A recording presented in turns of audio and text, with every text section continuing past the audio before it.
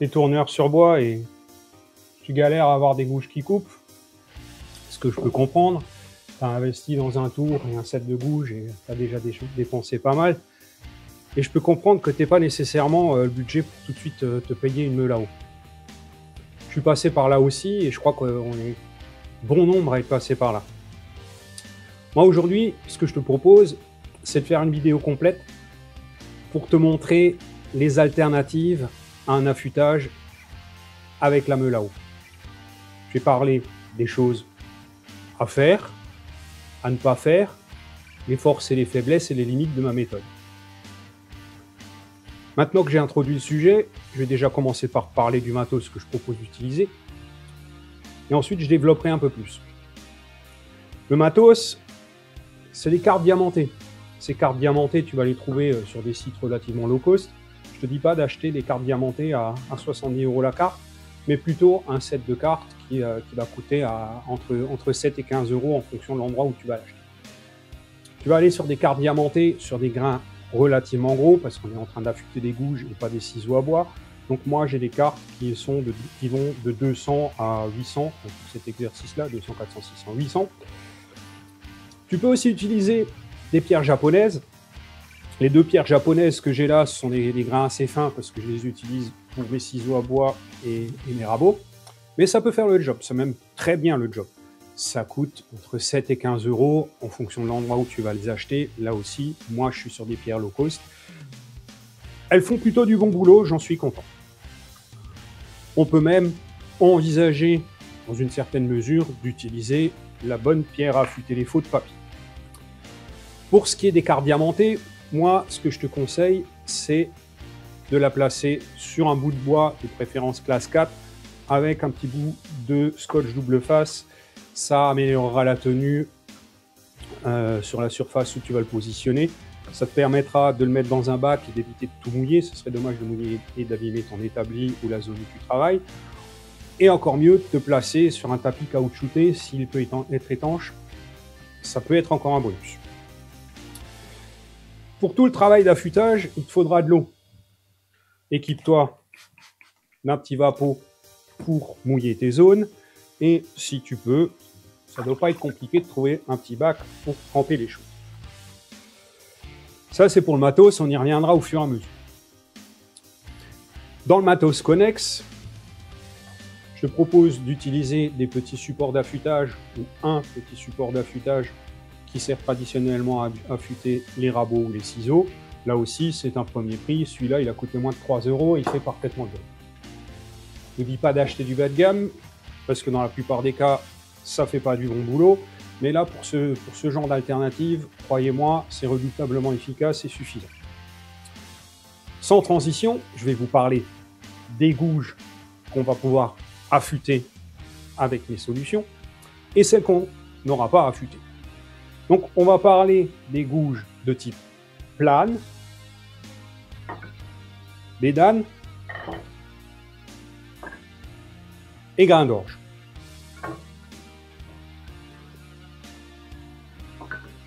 On va parler des racloirs, qui peuvent être proches des premiers outils évoqués, mais qui ne sont pas des outils coupants, mais des outils raclants. Et on va aussi parler des outils tranchants, qui sont plutôt profilés en forme de U ou de V, qui sont, encore une fois, des dispositifs, des gouges d'affûtage, destinés à autre chose, avec une typologie d'affûtage, encore une fois, différente. Les outils dont on ne parlera pas, je vais quand même vous les montrer, parce que ça aussi, c'est une alternative, ce sont les outils carbure. Les outils carbure, ce sont des plaquettes carbure interchangeables, c'est du consommable, vous vous dédouanez de tout l'affûtage qu'on va évoquer là, mais ils ont aussi un coût et une limite. Ils ont leur force et leur faiblesse, c'est pas le sujet du jour. Pour les méthodes d'affûtage, avec ces dispositifs, je vais en évoquer plusieurs. La première méthode, c'est une méthode qui est parfaitement répétable. J'ai préparé un bédane là, que j'ai monté sur un support pour affûter les ciseaux.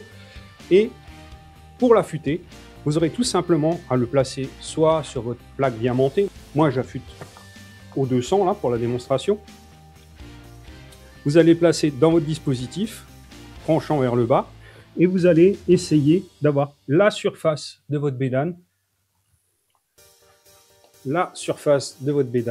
tout simplement tangent à la surface.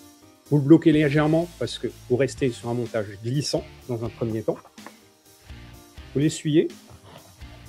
Vous utilisez un outil formidablement performant qu'on appelle marqueur et vous noircissez la surface que vous voulez affûter.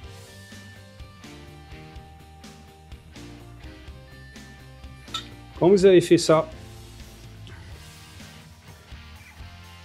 serrez légèrement que ce soit bloqué et vous tirez un peu sur la surface. Là, je talonne sur l'arrière. Le but, ça va être de reculer mon bédane jusqu'à ce que j'affûte légèrement sur la partie avant pour essayer d'affûter le tranchant. Là, je suis pas mal. Check un petit coup. Je vous montre ça à la caméra. Là, j'ai pas un gros plan, tout simplement parce que moi, j'ai affûté sur ma meule à eau, donc j'ai un rayon dessus. À partir de là, je bloque mon outil sur le support. Je serre un petit peu fort pour qu'il ne bouge pas. Je mouille la surface de ma carte diamantée et je fais des petits va-et-vient. J'hésite pas à avoir un doigt très proche de la surface diamantée pour bien guider mon outil et je fais des allers-venues. Bien sûr, si votre outil est très abîmé, vous allez prendre très longtemps pour faire le premier affûtage. Mais c'est le mal nécessaire pour pouvoir travailler dans de bonnes conditions. Et quand on aura affûté ce premier bédane, je vous montrerai la méthode pour réaffûter rapidement, sans souci. J'espère qu'on verra. Là, en moins d'une minute, j'ai récupéré la pointe de mon biseau. Donc là, c'est un faux biseau puisque je suis en train de perdre l'angle de mon outil. C'est pour ça que quand vous vous mettez en position, vous essayez de talonner sur l'avant et l'arrière de votre tranchant. Et ensuite, vous avancez un petit peu pour affûter un faux biseau, pour avoir beaucoup moins de matière à enlever et pour être rapide et efficient. Donc quand vous avez fait ça, vous avez récupéré votre tranchant, vous avez affûté l'arête sur toute la largeur sur l'avant. Maintenant que vous avez votre réglage pour affûter votre premier outil, ce que vous pouvez faire, vous faites une petite planche comme ça, vous collez votre pièce butée pour régler cet outil-là. À chaque fois que vous allez le réaffûter, vous allez pouvoir revenir en position avec votre support et votre butée. Le bédane ne nécessite pas nécessairement un émorfilage, mais si vous souhaitez l'émorfiler, vous pouvez émorfiler en vous plaquant sur votre pierre japonaise. Et là, on se retrouve sur un bédane tranchant qui n'a plus qu'une fonction tranchante et pas une fonction racloir. Cette méthode, vous pouvez la décliner sur d'autres bédanes ou tout autre outil où l'angle le permet. Le grain d'orge, souvent, il a un grand rayon. C'est pas grave. Vous allez chercher le point où vous êtes en contact sur la surface, sur le haut et le bas du rayon. Cherchez à affûter sur toutes les zones de votre pierre afin de l'user de façon homogène. Et là, j'ai affûté la pointe de mon grain d'orge de façon impeccable. Bien évidemment, c'est un outil qui est tranchant des deux côtés, donc on va procéder par retournement et on va affûter l'autre côté aussi. Je mémorise mon réglage. Il n'y a plus rien à chercher, il n'y a plus rien à noircir, il n'y a plus rien à régler. Je suis directement sur mon réglage qui va bien pour un réaffûtage perpétuel de mon grain d'orge.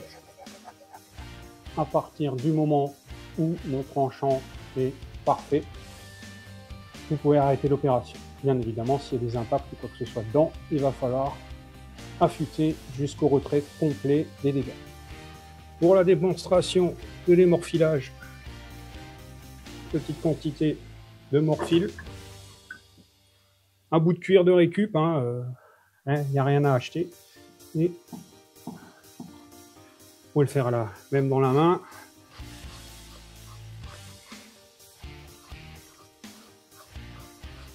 Ça fait le même boulot que le rouleau. Vous pouvez aussi le coller au double face sur une planche. Ça marche encore mieux.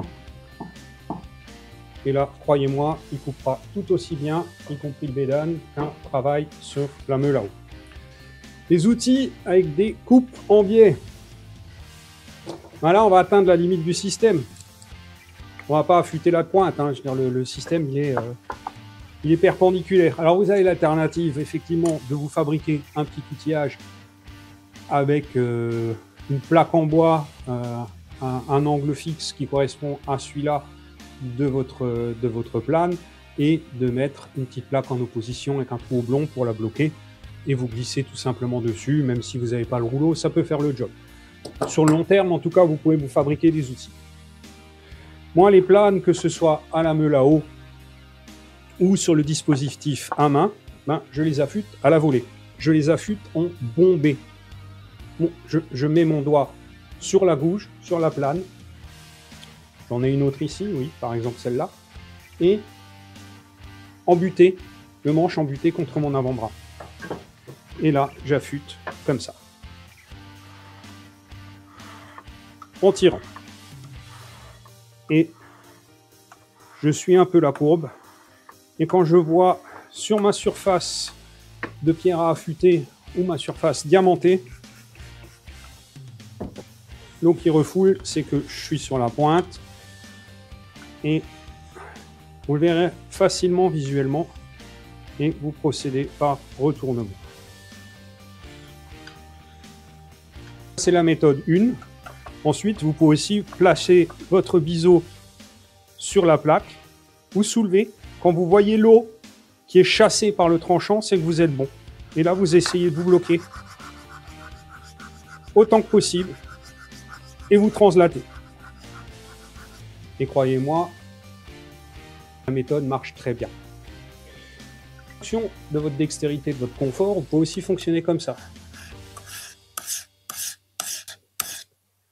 Peu importe la méthode, il faut apprendre le geste. Ne vous dispersez pas, faites 2-3 essais, trouvez la méthode qui vous convient le mieux dans un premier temps et essayez de la développer. En tout cas, je vous garantis que vous aurez une fois encore de très bons résultats. On va passer au racloir.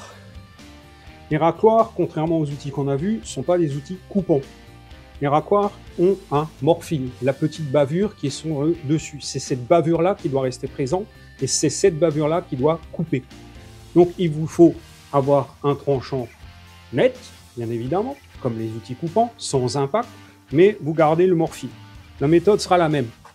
Il n'y a rien à inventer. L'outil est droit, mais la limite de ces outils-là, c'est souvent des angles très très francs. Là, on doit être de, je crois, 70 degrés. Donc, si on le montait là-dessus, ma roulette de mon support ne toucherait pas. Donc, ça, c'est encore une fois, on est hors limite du système. On peut essayer d'inventer un petit dispositif qui va bien, mais selon moi, c'est pas très utile. Et là, vous cherchez votre surface et votre tranchant. Quand vous n'êtes pas rodé au début, je vous conseille vivement de systématiquement sécher vos outils et de mettre du marqueur sur la surface. Je ne suis pas bon et je vais vous le montrer. Je talonne sur l'arrière, donc il faut que je relève plus mon outil. Là, je vois l'eau qui effectivement est chassée sur l'avant. J'ai un tranchant parfaitement affûté avec un petit faux biseau. Et je ne sais pas si on arrivera à le voir, mais j'ai un joli petit morphile sur la partie supérieure de mon racloir. Racloir arrondi, on ne va pas pouvoir appliquer cette méthode-là. Ça sera à la volée.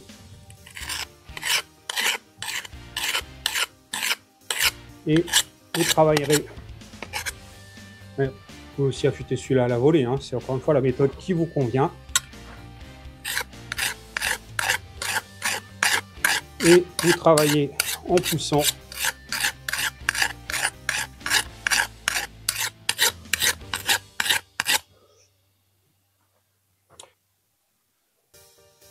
Pour la parenthèse, ces méthodes que je vous montre avec les cartes bien montées, vous pourrez aussi les utiliser en cours de travail pour entretenir vos biseaux avant de retourner à la meule pour un affûtage plus profond, le jour où vous serez équipé. Ça, c'est pour la partie des outils qui s'affûtent vraiment bien. La méthode suivante que je vais vous montrer sera une déclinaison de ce que je vous ai déjà montré. Ça marchera relativement bien sur une gouge à bol ou encore mieux sur une gouge à dégrossir. Ça va fonctionner dans une certaine limite sur la gouge à profiler ou la gouge à bol.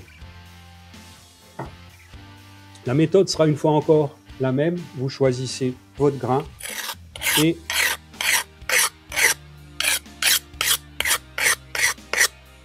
vous refaçonnez l'arête de votre tranchant. Encore une fois, ce sont des méthodes d'affûtage, pas de réparation, d'affûtage. Ça veut dire que vous avez des outils que vous avez achetés neufs et qui ne sont pas encore correctement affûtés, des outils que vous avez achetés neufs et qui se sont rapidement désaffûtés. Je ne parle pas de restauration d'outils, où il faut enlever énormément de matière. Dans tous les cas, il vous faudra un morfiler.